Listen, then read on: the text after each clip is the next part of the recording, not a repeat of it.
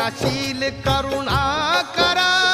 महिमा तुझा पार युगंधरा क्रांतीवीरा वंदन तुला त्रिवार विश्व शांतीचा